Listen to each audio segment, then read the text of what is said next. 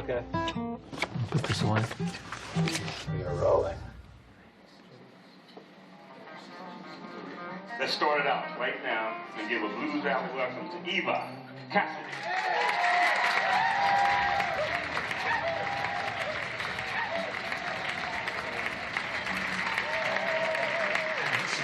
I'd like to introduce the band for those of you that weren't here before. On piano, Lenny Williams. The great Lenny Williams.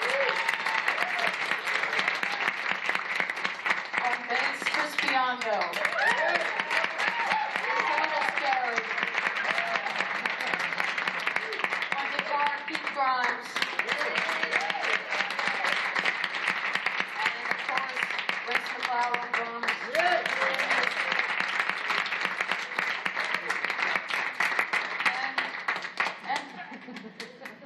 I'm going to grab the mic away from Eva because I just have to say that I'd like you all to join me in giving a warm round of applause to our star, Eva Cassidy. It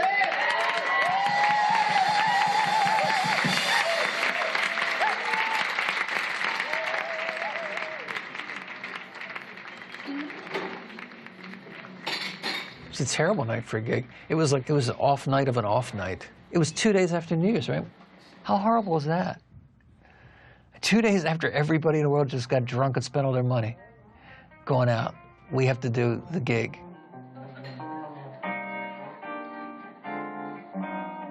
We weren't household names, even in the local scene. They didn't think much of Eva. It's insanity, really, when you think about it. Chain, chain, chain. Chain, chain, chain. Chain, chain, chain. Chain of food. Blues Alley was an SOS up in the air to, you know, say, hey, Eva's here, she's making music. This is something to listen to. And this record was going to be the thing that was going to be the fastest way to get something out, because the way Eva and I recorded was just like a snail's pace. And so we play the songs we've been playing, we record them, and we put out a little record. Maybe get some airplay, sell 1,000 copies. She gets to put some money towards a PA system, and her name's out there. We had a friend who played trombone in the Eva Cassidy, Chuck Brown band who did remote recording. And we entered into an agreement with him to bring his truck out with his equipment, and it was an ADAT machine at the time. You link 3 machines together, and you get 24 tracks of 8 tracks. Then you take them and you mix them later. We bought a box of tapes. I think it was $160, which was a lot of money for us back then. You told me to leave you alone. My papa said, come on. My doctor said, take it easy. Oh, but your loving is much too strong. I'm added to your chain, chain, chain. We're definitely on high alert because everybody knew that Eva had spent, like, whatever little money she had, and Chris had spent whatever little money they had together to have this recorded. You know, it was a big deal, and especially at the time, nobody had any money.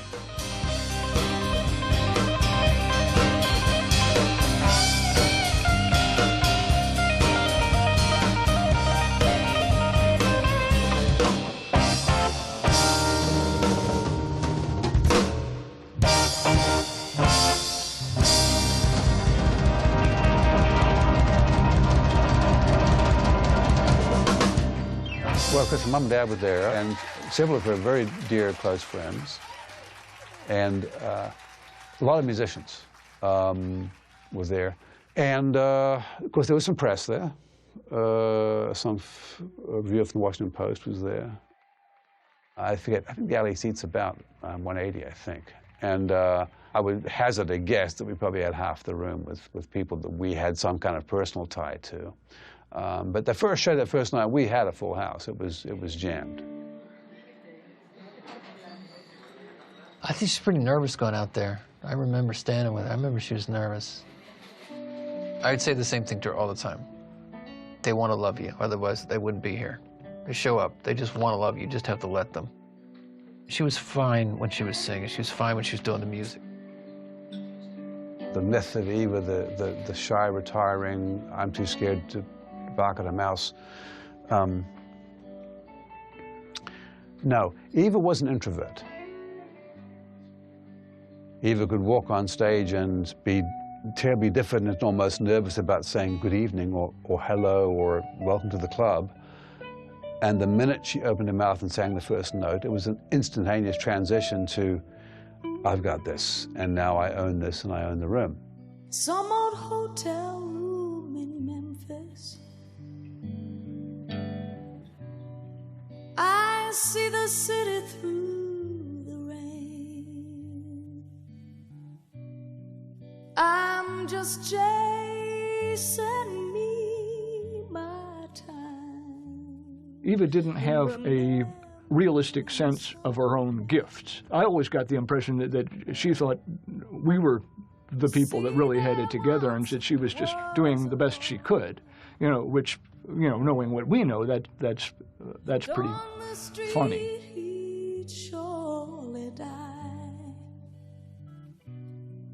So the night Wow, she nailed that, didn't she? Whoa. That's the outstanding quality of her voice that I just love. Grab one note and just stay right there. You know? Never goes sharp, never goes flat. Yep. And you never have to worry, I mean, you don't have to worry about it as a performer. she fly alone. She was just too good to be ignored. I played with show bands with very flamboyant singers, but who were good sellers of themselves or songs. I mean, to my knowledge, she never practiced. She didn't warm up. She'd set up in the first set and just open up and wham, there it was. I mean, just this effortless, pitch-perfect, wonderful stuff. You know, it was quite astounding that way. Any pleasure can be found. She had maybe, at the most, a half a dozen, but at least 3 or 4 sits with major record companies. Columbia Records. And Sony, right? Yeah, they became Sony. Yeah. EMI, Apollo, Blue Note. Blue Note. Yeah, and nothing ever happened. How the brave men do die, and the night bird sells her pleasures.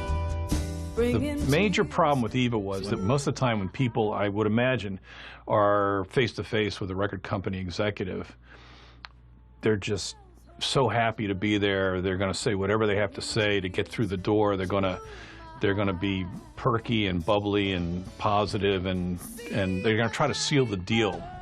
Eva was nice, but she wasn't that person. She was a person who had to go hiking or do something in a little bit, and she was going to meet the person and roll out as fast as she could.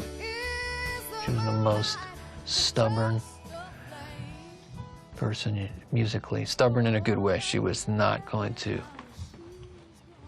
be swayed by anybody's opinion, you know.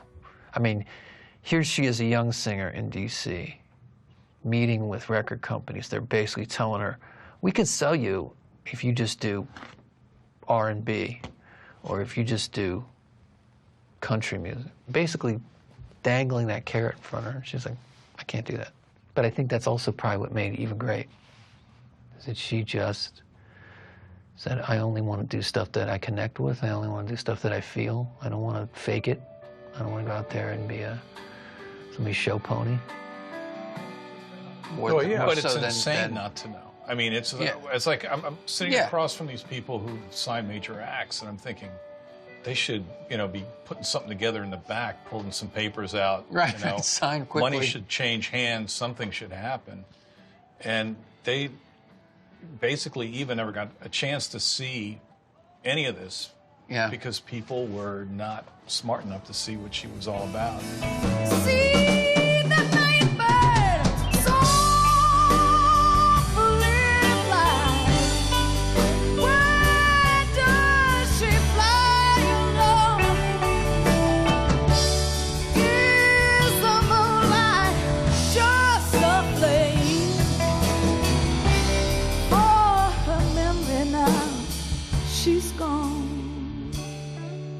first met Chris and dealing with the Eva stuff, I thought, wow, this guy's really inflexible, man. He says, this is what we're going to do. This is how it's going to be. And then over time, everything he said was right. And he was just like, best singer ever. And I was like, everybody's kind of, yeah, man, yeah, best singer ever. But he was right, you know? It was like, wow. For her memory now she's gone.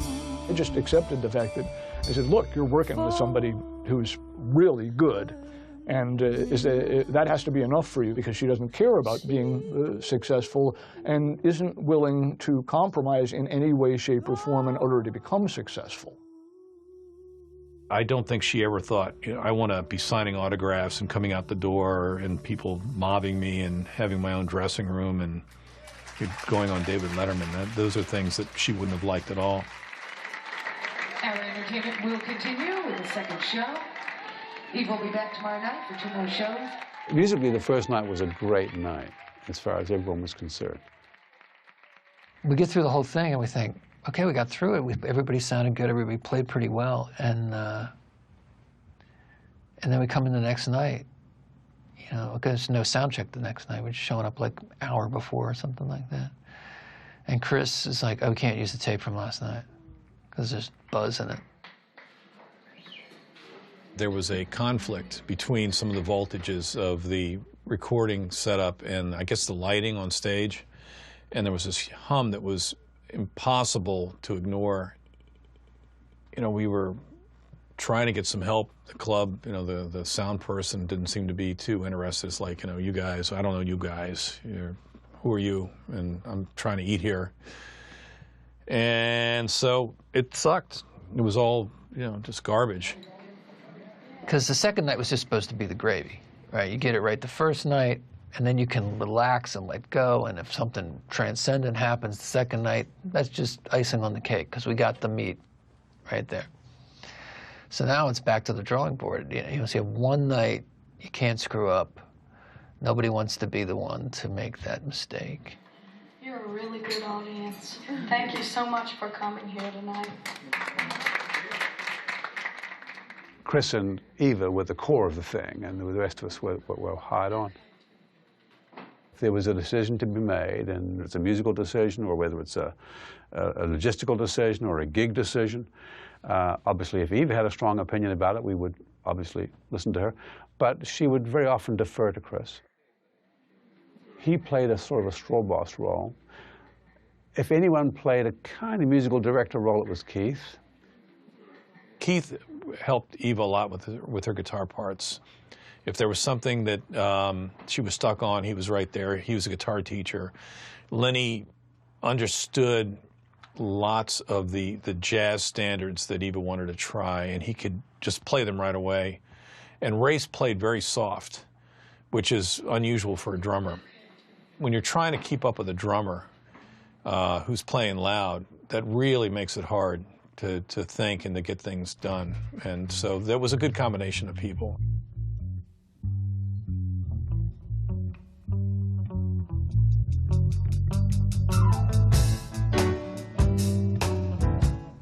Oh, this is Atlas Groove.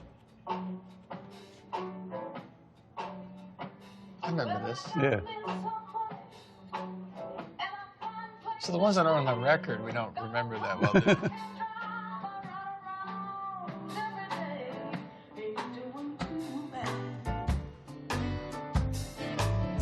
Ain't doing too bad at all. I ain't doing too bad, baby.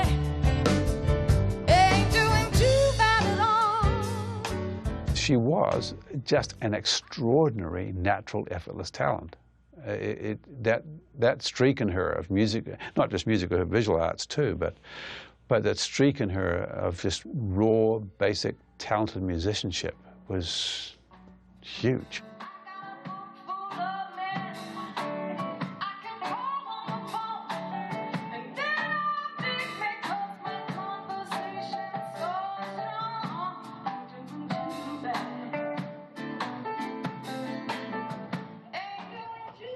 You know, she's doing a pretty decent guitar part on that, don't you think? She plays good on everything, really. How much practicing on the guitar did she do?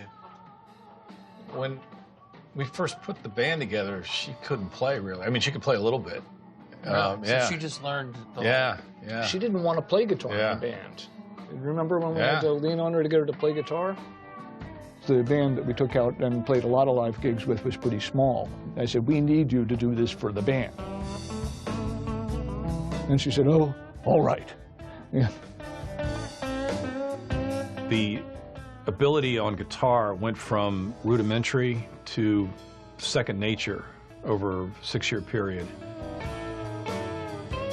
Eva was, you know, an artist. I think she was always listening and looking to develop. She'd had some bands before, but I think being in the same band for a lengthy period of time was helpful in evolving what she was doing. And I think just the fact that we had confidence in her ability to play and do it, you know, helped her to realize that she could.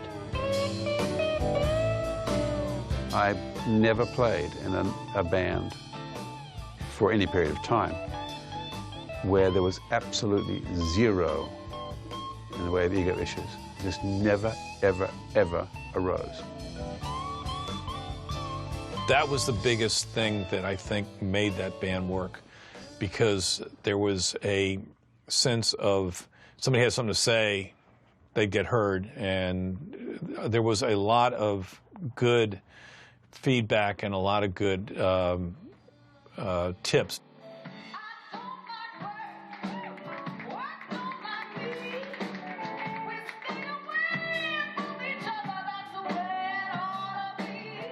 She hated that guitar, though, because it had a tremolo bar on it, and it would go out of tune. Oh, right. And she took it personally, and Yeah, her patience with tuning discrepancies was but slight. and that guitar was famous for going out of tune. Ain't doing too bad. Ain't doing too bad at all. Oh, no, ain't doing too bad. Ain't doing too bad at all.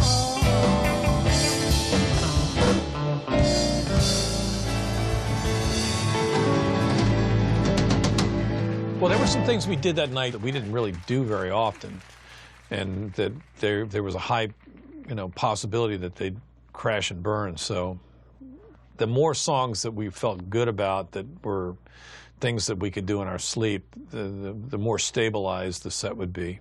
And we didn't have any great person that had a divine plan to tell us what to do. We were just trying to not mess up, and we were scared about the amount of money that was hanging out there that would evaporate and be worthless if the whole thing was a wash. So just trying to get through it, that's all.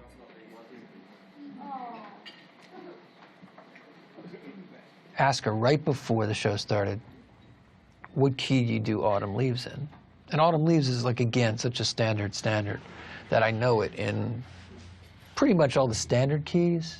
You know, G, C, D. And she says, I think I start on E flat minor.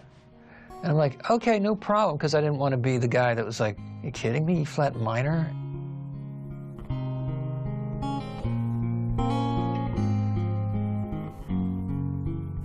Autumn Leaves has always been one of my favorite recordings of hers. You know, just the creation of mood that takes place.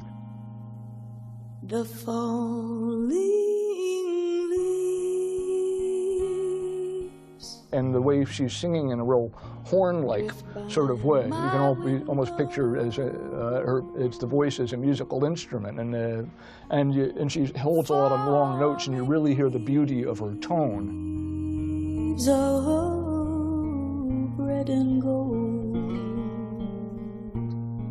And the subject matter of the song, it has so much to do with the natural elements, which was such a big thing in her life. You know, she didn't just have a job at a tree nursery because that was the only job she could get. She really liked being outdoors, and nature was a source of inspiration to her in a big way. So that was a song that lyrically encompassed a lot of things that she could get her teeth into, and it's just a beautiful performance. Since you went away, the days grow long, and soon I'll hear. When people hear Eva, there's no phony, I want to impress you type of approach to singing. And most people, I think, can smell that a mile away. What it does is makes the singing honest. And that's why she finally was understood by a lot of people. When autumn leaves start to fall. Eva's playing guitar, and you hear that quite well. And then in the middle of the thing, there's a piano solo, and another color enters the picture. It's always tricky, and I'm sure, Keith, you had this. I mean, it's like, here's the moment you come in and you're like, am I painting a mustache on the Mona Lisa at this point? You know, it's like she's in this perfect world, and all you're trying to do is not screw it up, you know? Yeah.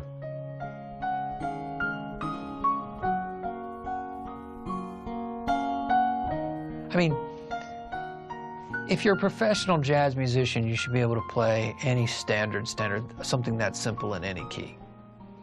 But if you're going up for Blues Alley and you're doing a record that night, you'd like a chance to just make sure, you know, you can put your fingers on all the right keys, because the difference is, you know, here's a standard key, you know, a lot of white keys, stuff you're used to playing, and I'm thinking, what is it?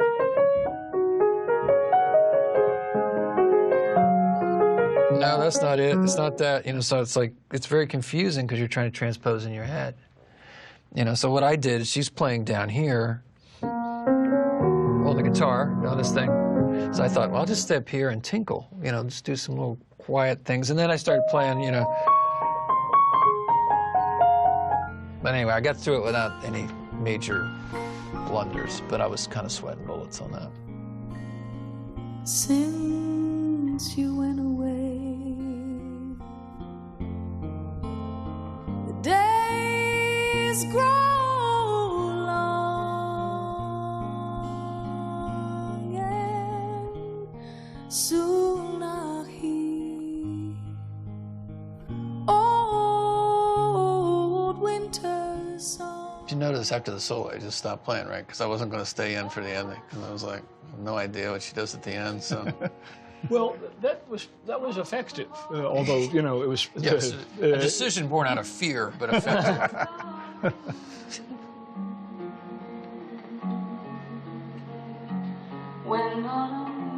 That's a tune that everybody's played for, you know, decades, right, and have all done it virtually the same way, either, you know, kind of a jazz ballad or a swing tune, mostly a swing tune. Yeah.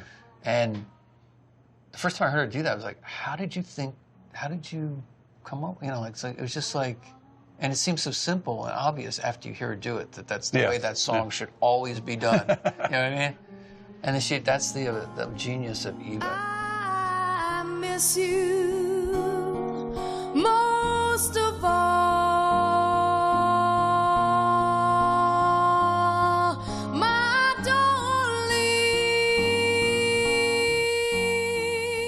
She knew the song, she knew how to play it, and she just had an automatic pilot, and she could feel it. I don't think it can be taught. I don't think it's anything she even understood. Start to fall.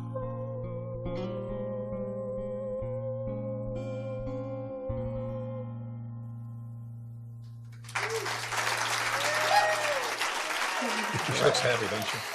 She does. Yeah, that probably felt good. They call it Stormy Monday. We did do music that wasn't necessarily always her favorite stuff, because we needed enough music so we could play 4 sets And there wasn't enough music at the time to really do more than 1 or 2 sets, so we had to throw in some music that like Keith had or I had. But Tuesday's just as bad. That song was definitely one of the better connect with the audience songs that we did. And Thursday's also sad. The eagle flies on Friday. We were ballad heavy. You know, the places we were playing at, I think they were used to a little bit more up-tempo, dance-oriented things. Poor Chris would have this gentle sort of not an argument, but this gentle sort of nudging discussion would go on between them about writing up song lists for do bars, and she would have, 8 ballads in the first set, and Chris was, well, we can't do that. We do have to play some up-tempo tunes. And this would, a little push, shove would go on, and she'd harumph a little bit sometimes. That's when I get down on my knees. When we were setting up the first day of these recordings, she was sitting right here writing out song lists, and I had finished with drums. And I sat down next to her, and she said, "You want to make some changes?" And I remember we actually switched a couple of things because she had put like straight, Same like tempo. 2 or 3 straight 8-note things together, and Right. when we switched a couple of things around. And it was the same stuff we've been doing, as you said. We didn't rehearse anything especially for this. Oh, yeah. Eva was pretty strong about keeping a good balance of light folk and slow ballad stuff in there, so we really didn't have much breakout opportunity.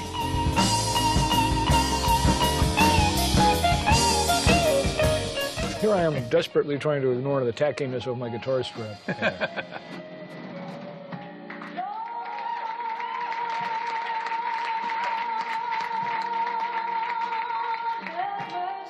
Yeah, this always people paid attention to this part of the song. It's definitely in Keith's wheelhouse, too. Lord, have It's true. I mean, I hate to say it, but I mean, we just sometimes didn't seem to connect with people, and I think it was because we were just not going for the throat. We played at a place called the Rod and Reel Club. Sat up and we played, and we actually emptied the room. People started leaving, and they paid us to go home early. Eva was happy about it because she got to go home early. Yeah.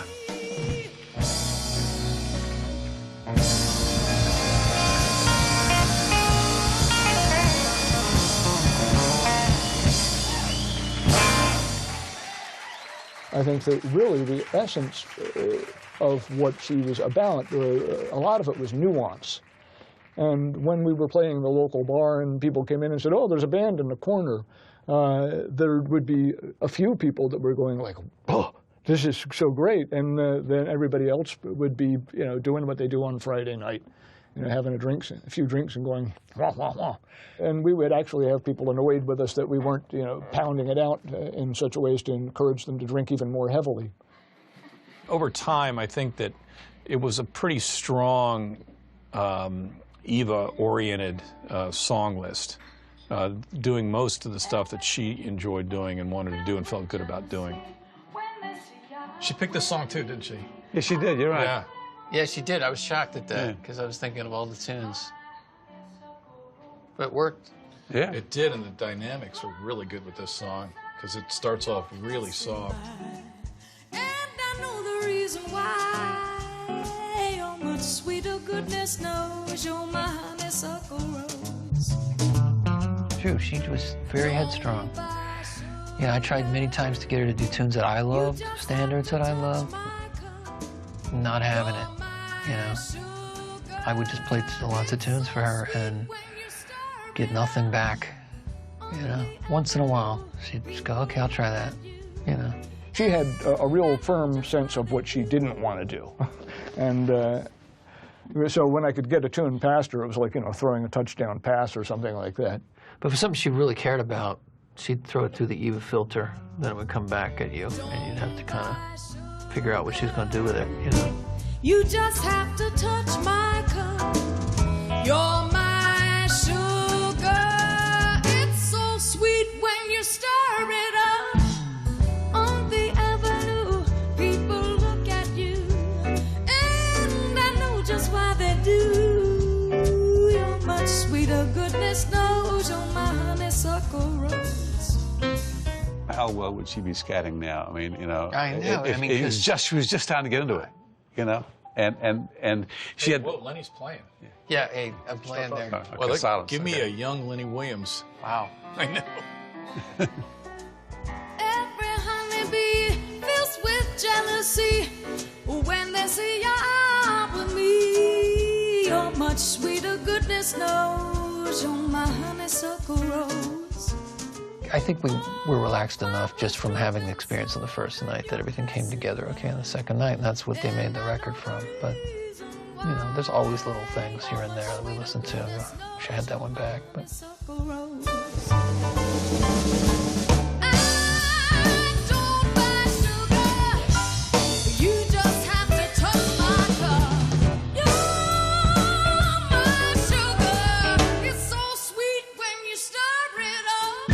Those were the best tracks that we could choose from. There were a couple of criteria. The band doesn't make many mistakes in the songs. We had a few train wrecks where the songs didn't end right. Eva had a cold. She cracked on a few songs. When she was trying to sing a high note, her voice would go in and out. Little things like that disqualified some of the songs, I thought. And we both thought that, you know, you don't want anybody hearing that stuff. You know, in a live situation, people sit there, they watch something like that happens, it comes and goes, it's a memory, but it's not on a record that they can play a million times and say, ah, you did that. So we were kind of policing ourselves. We were trying to put our best foot forward. So those songs were the songs that sounded the best, her vocals were the best, and we didn't make any mistakes or made very few mistakes, and that's why those songs are on that record. He was the gatekeeper for the quality of what was being released. I would kind of be like, that's good enough, you know, it's a few bad notes, you know, compared to all the good notes. And he's like, nope, this one can't make the cut. And I think it's been a good thing, you know. I think I trust him on all those decisions.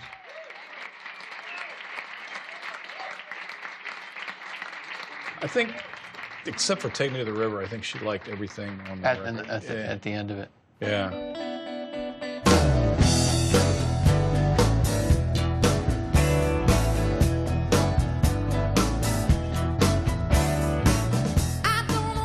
Now, this was Eva's idea, this song, which shocked me. Yeah. Because I always liked this song, but I thought it was kind of out of character for her. Well, I think I didn't understand it for a while either until I heard the Al Green version. Yeah. You know? I think that's where... I think it was Talking Heads. That she liked? I think, yeah. Tell me how can I stay here with you? Won't you take me to the river, wash me down? She was one of the most heavily hyphenated singers I could really ever think of, because she had influences that were in the folk world, in the gospel world, in the blues world, in jazz. And am I leaving out a musical style here? Because it was so multi-directional, and because she'd fully assimilated the things that she'd listened to and loved the most, she could sing all those different styles convincingly. Yeah, I think that was her strength. It was just being able to adjust to all these different styles that she was into. And we're kind of coming from different angles a little bit, you know what I mean, musically. Oh, completely. God, what a disparate bunch. Yeah.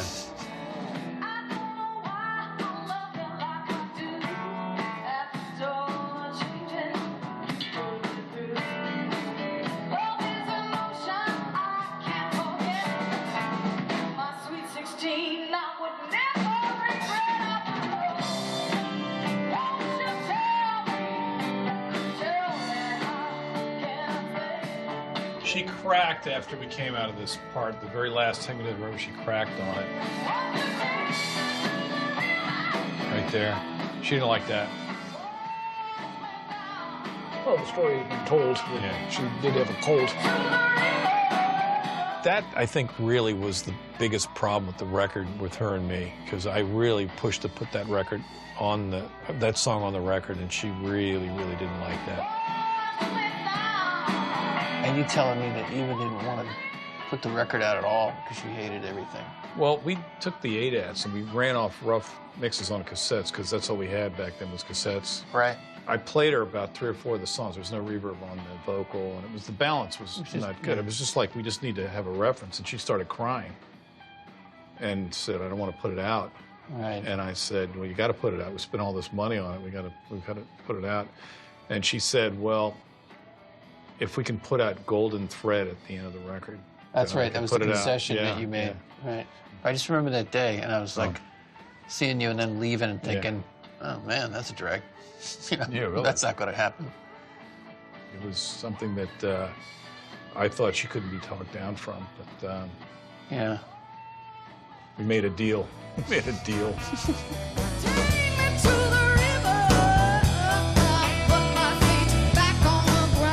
She couldn't hear what the potential was. She heard a bad balance, and she didn't realize that the vocals were dry, there was no reverb on them, and everything was just out of balance. And it hurt her, because she thought that it was going to be that way on the record. So I think that she tolerated the record. I think that she was happy with some of the record. I think that she wanted to complete her solo album that she was doing in the studio. That's the thing that she had more control over and she felt better about.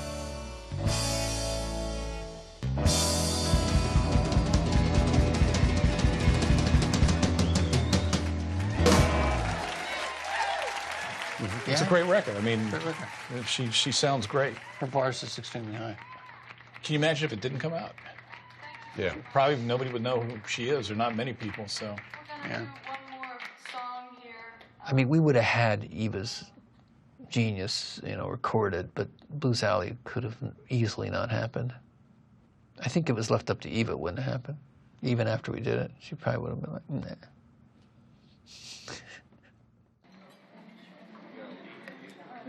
I imagine a bunch of other people had sat her down at one time or another and said, listen, you may not realize this, but you are very, very good to a degree that you do not realize. But I'm telling you what I know is you've got it. I never understood it either. She just never, ever seemed to think that, she probably thought she was pretty good, but she thought it was probably over embellishment when people would say things like they would. The closest I came to thinking that she really realized that she'd made a contribution and moved people was at the tribute concert that they had very shortly before she died. And there was a fairly large local club where they had this thing, and it was jam-packed, and there were people from all different walks of life, and that all heard something in the music of Eva Cassidy that moved them.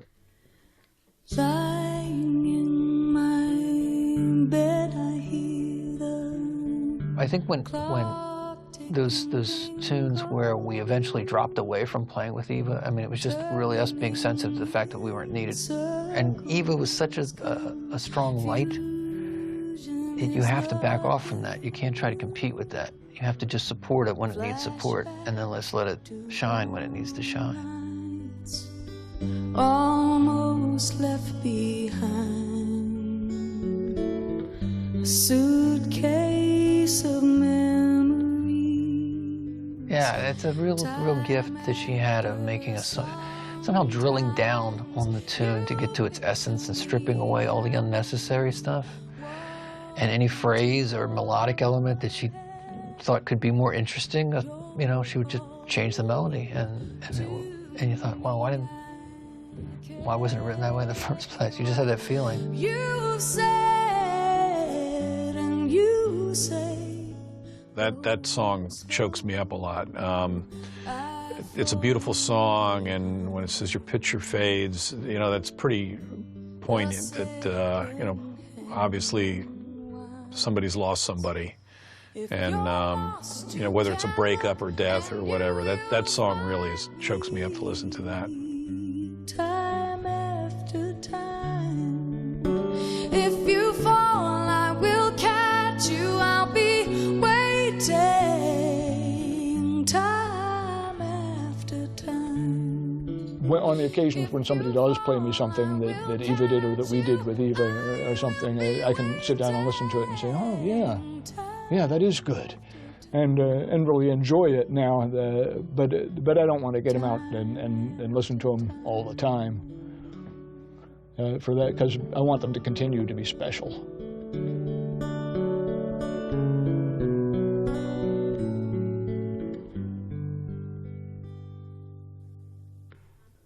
After your picture fades, darkness has turned to gray. Watching through windows, I'm wondering if you're okay. And you say What she would have done if she'd have lived would have been better than the stuff that we have now, because she would have kept growing. Oh, absolutely. And she would have had more, resources to do better things. She would have worked with more people. And so knowing her like I did, I think the best thing we could ever do for Eva is to try to make sure that she's remembered in the best light. if you fall, I will catch you. I'll be waiting. Time after time. If you fall, I will catch you. I will be waiting. Time after time. Time after time. Time after time. Ooh, time after time. Time after time.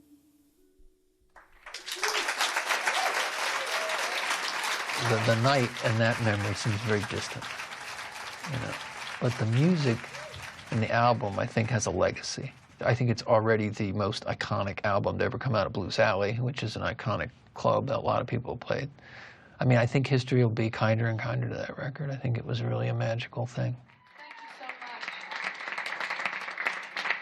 We're going to do one more song here. This is one that we did with Chuck Brown. It's just been so many years. It's going to be 20 years soon, and it's just, you know, it's the past, that's for sure. You're in a coat, Chris. I just noticed that. Yeah, look at that. You got a You're coat looking on. dapper there, Chris. Chris Biondo, he's special.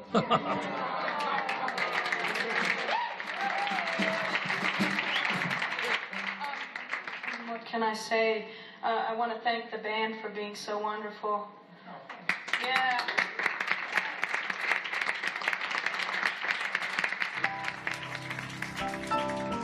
Okay. And thank you again.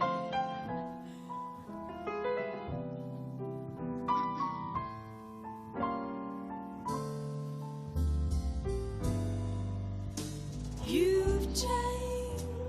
That was the first thing you did with Eva, right? It was the first thing, and I was just thinking the difference between that first recording we did in, what year was that, 87, 88? Something like that, yeah. Probably 87. And she did a real, I mean, she sounded great, but it was a very straight read of this song, you know what I mean? It was just like, note, you know?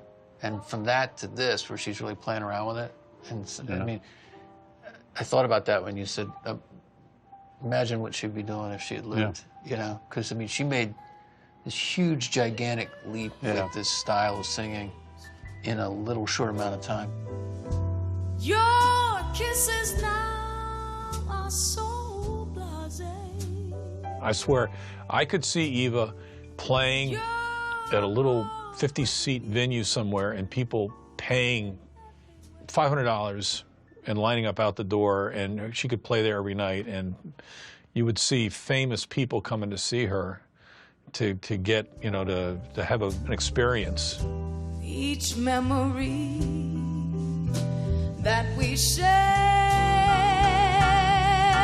you ignore every star above you. I can't realize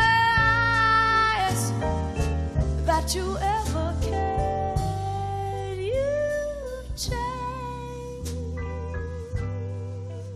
Not long after she broke, along came Norah Jones, and one of the things that I asked Bruce Lumville, do you think that because her musical choices were so eclectic, no one would sign her?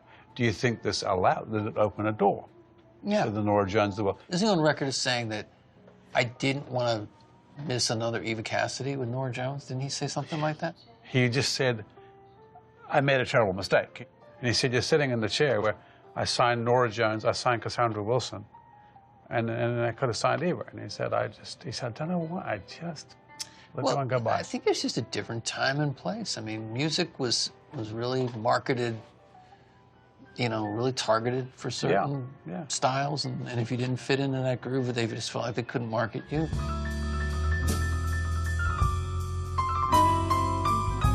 I do think that the eclectic thing would have stayed. I don't think anyone ever would have forced Eva into a one-dimensional style. I could see lots of different people playing music with her and approaching her and wanting to do stuff. And I think she'd be bored if she was doing all the same thing. I was always slightly surprised that all that talent didn't come out in composition more often. I think it might have, ultimately. And that would have been fascinating, because where would she have gone with that? I don't know. Each memory that we share, you ignore every star. Most of the time she was developing her work was in the cracks. You know, she had a full-time job and friends and family. So, you know, that's pretty incredible in and of itself. She wasn't even a full-time musician for very much of her life. So imagine if she had the ability to come in and do music every day and work on things and listen to new things and have those influences. I mean, she really had the genius, so. Yeah, 2 years, 3 years, 4 years, she might have come up with some really cool stuff. I can't realize that you ever cared. You changed. Eventually, someone would have opened up and realized this is too good to pass up. And I'm quite sure we would be, you know, touring the world, supporting an amazing singer.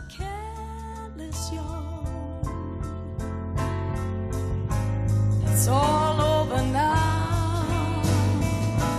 You've changed.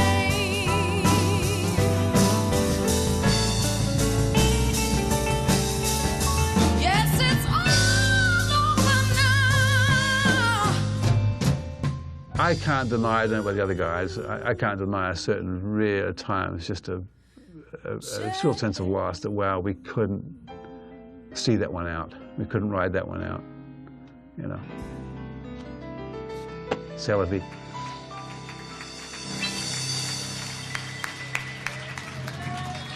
Thank you so much. Lenny Williams, Chris Biondo, Keith Grimes, Grace McLeod. Thank you so much. Ladies and gentlemen, Eva Cassidy.